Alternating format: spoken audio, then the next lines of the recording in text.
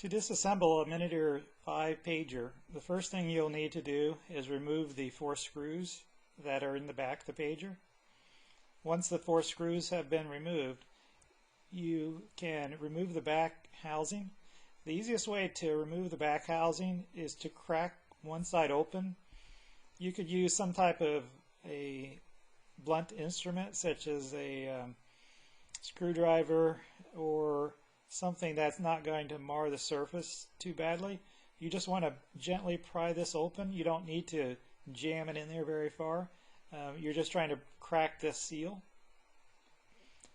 Once this seal's been cracked open, you'll be able to remove the back housing. This is the Minitor V with the back housing removed. You'll notice there's a couple rubber spacers in here. You'll want to just leave these in place if you're just going to change the back housing and put a new housing on. This center one is not going to fall out, but this one may fall out or it may be stuck to the old back housing. So you'll want to remove it and place it back into the pager. It only goes one way. It's fairly easy to figure out which way it goes, but you'll want to put that back in the pager if you're just going to change the back housing. If you're going to continue to disassemble the pager, then you're going to want to remove this rubber piece, or like I said, it probably fell out already. Now that you remove the back housing, you can remove the front housing. It comes off in a similar manner to the back housing. There is a seal around the edge. Sometimes this seal kind of sticks to the front housing.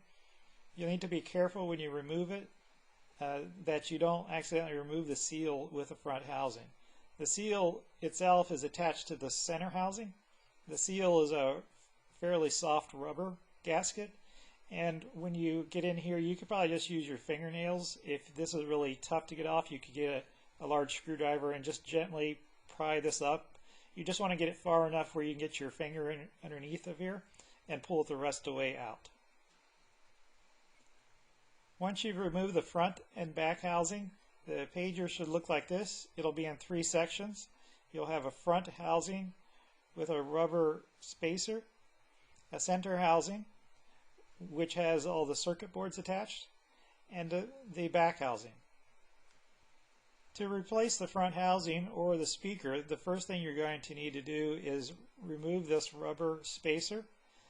This rubber spacer is over top of the speaker and the vibrator. You can just pull this straight off. There's a little bit of adhesive here.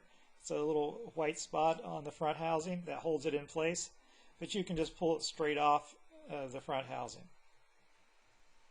Once you remove the rubber spacer from the front housing, you can then remove the 3 screws which hold the speaker in place. There's a screw here, and a screw here. Be careful when you're removing the vibrator assembly and the speaker. The speaker itself has gold contacts here. There are 2 gold springs and contacts in this assembly piece. These fall out very easily, and you're going to lose the pieces if you are not careful. So you want to have this on a clean surface that is easily illuminated so you can find these parts should they fall out.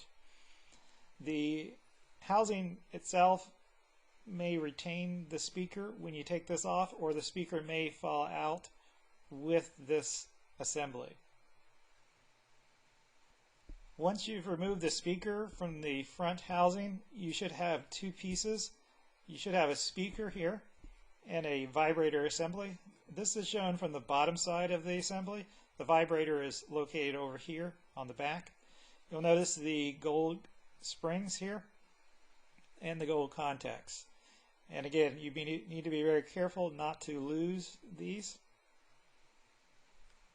This is the way the vibrator assembly and speaker look when it's properly assembled. You'll notice the gold contact here has a rounded edge. This rounded edge points out, so this surface here is the rounded edge. The spring goes on the inside. The spring contacts the speaker. There's a gold area here on the speaker that the spring from this contact touches.